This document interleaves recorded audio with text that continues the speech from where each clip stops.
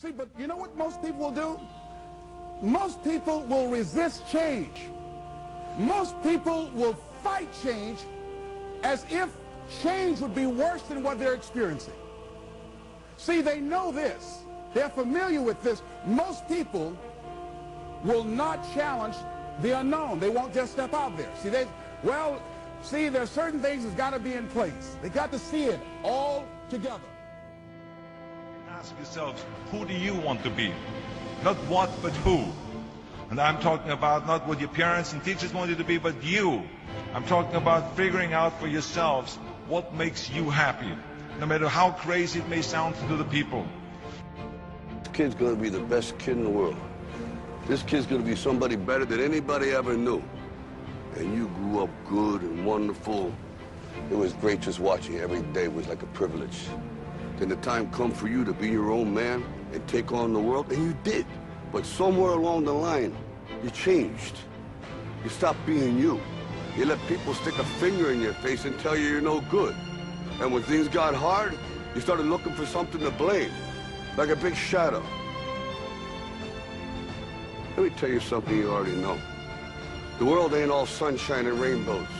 It's a very mean and nasty place, and I don't care how tough you are, it will beat you to your knees and keep you there permanently if you let it.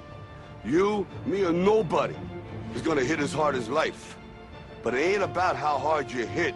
It's about how hard you can get hit and keep moving forward. How much you can take and keep moving forward.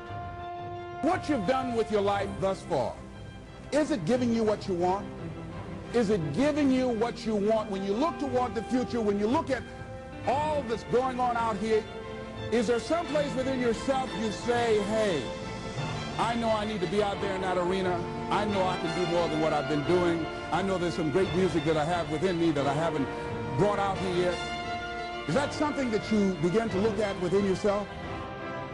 See, I say if you look at your life, and if you're not getting what you want, you owe it to yourself to do something differently.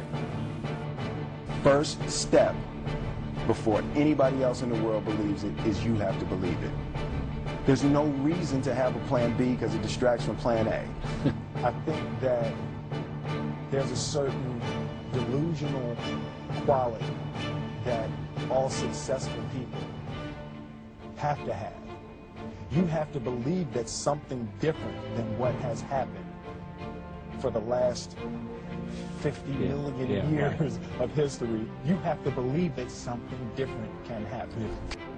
If you're on a job, 85%, they say, of Americans go to jobs, but they're unhappy.